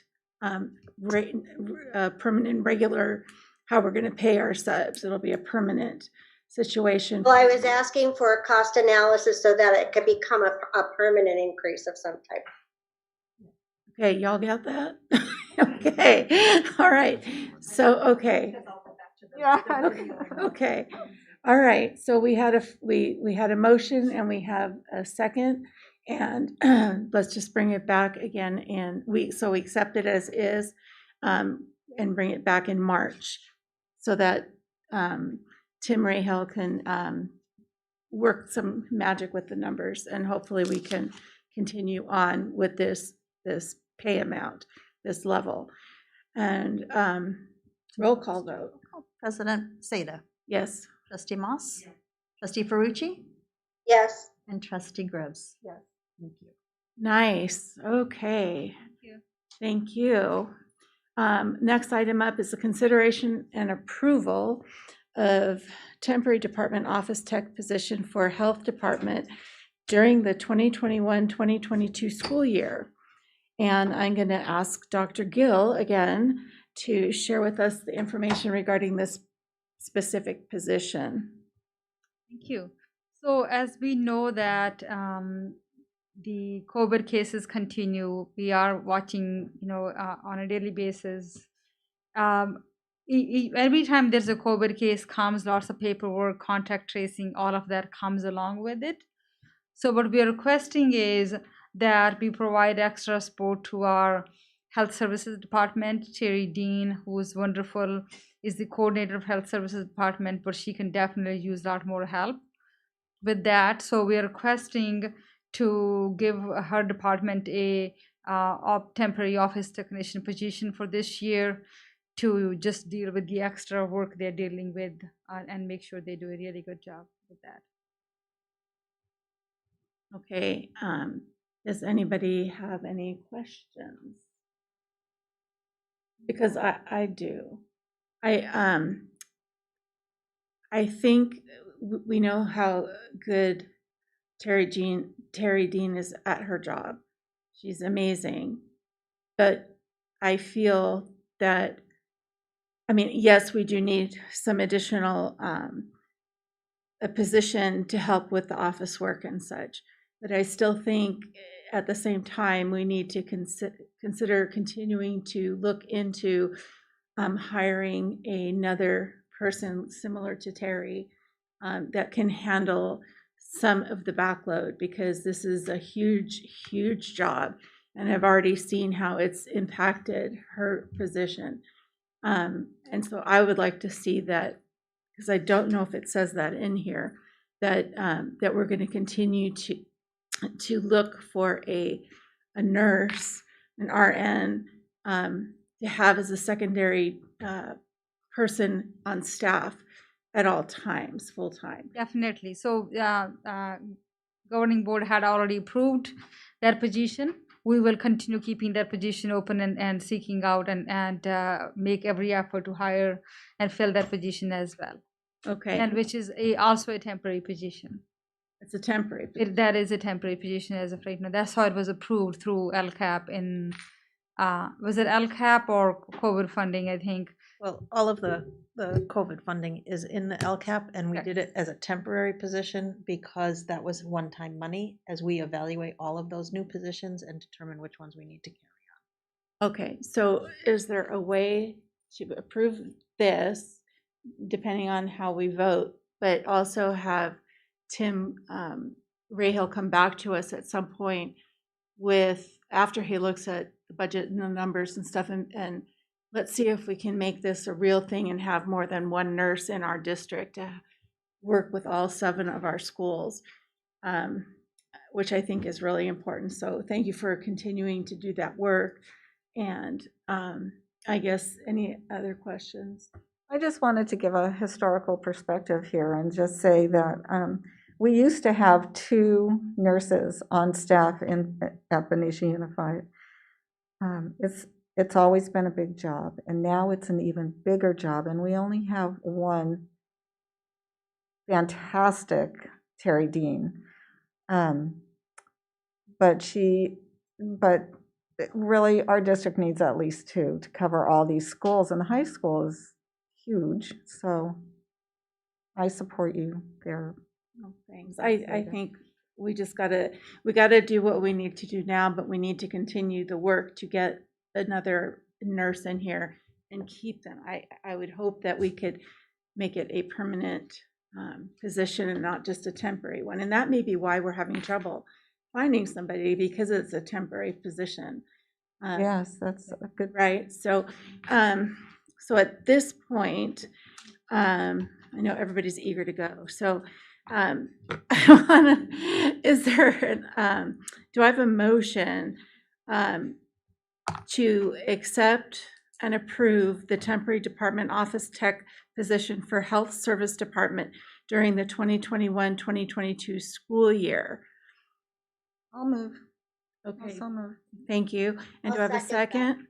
I'll second it. Okay, thanks. We don't need to do it all those in favor, but we do need to do an individual roll call vote. Need to do a roll call, yes. President Zeta? Yes. Trustee Moss? Yes. Trustee Ferrucci? Yes. And Trustee Grubbs? Yes. Thank you very much. We really appreciate that. Thank you. It's our pleasure, really. And at this time, I want to wish everyone well.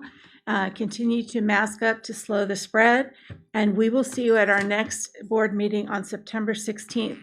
Thank you and have a really good night. 9:12, we're out.